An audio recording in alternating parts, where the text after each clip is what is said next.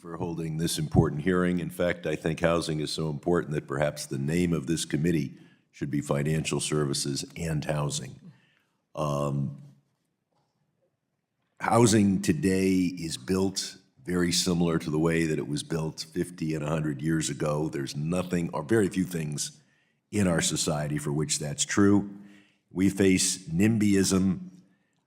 We need to have higher density where there's transit, and we need to have transit where there's density. Density without transit is a parking is a parking disaster, but it's especially a traffic jam.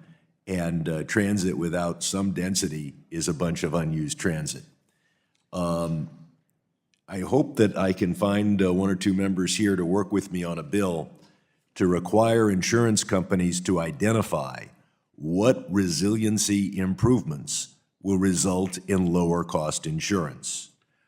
Right now, too many insurance companies, they just pick a zip code, they pick a rate.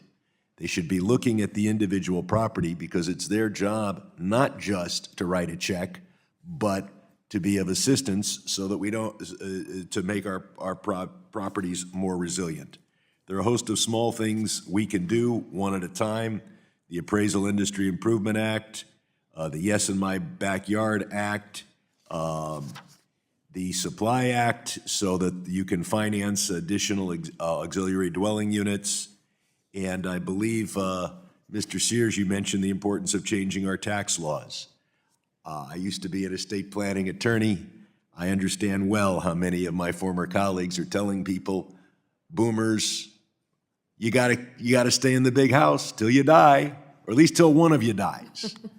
And we adopted last century a $250,000 exclusion on the sale of property, and we haven't changed it since last century.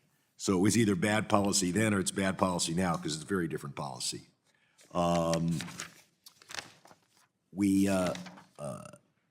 want to build homes a bit differently and focus on manufactured housing.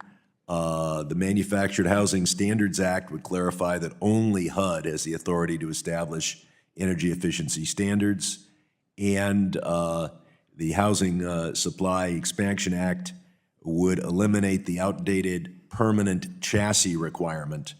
Mr. Sears, is manufactured housing a way to go to be able to build these units more efficiently and at lower cost? Mr. Sherman, great seeing you again. Thank you for what you had to say, because we as the Realtors support a lot of the bills and acts that you mentioned. As I mentioned, you talk about the modular housing. 1974 was a long time ago, and we've seen a lot of technological advances since then. And so I think reforming that act for these types of housing, it's more efficient to build, it can be done quicker, and it will cost less. So anything we can do to encourage that, we are for. Mm-hmm. Is there any purpose to requiring a fixed chassis? I'm not an engineer, I'm sorry. I think it's just there to be there from, again, last century. Tariffs on building materials is something Ms. Velasquez brought up. I had the opportunity to confront the president face-to-face and in public on this. He promised he would at least consider exempting building materials, at least those that would be used in the Palisades, where we have to rebuild the town, from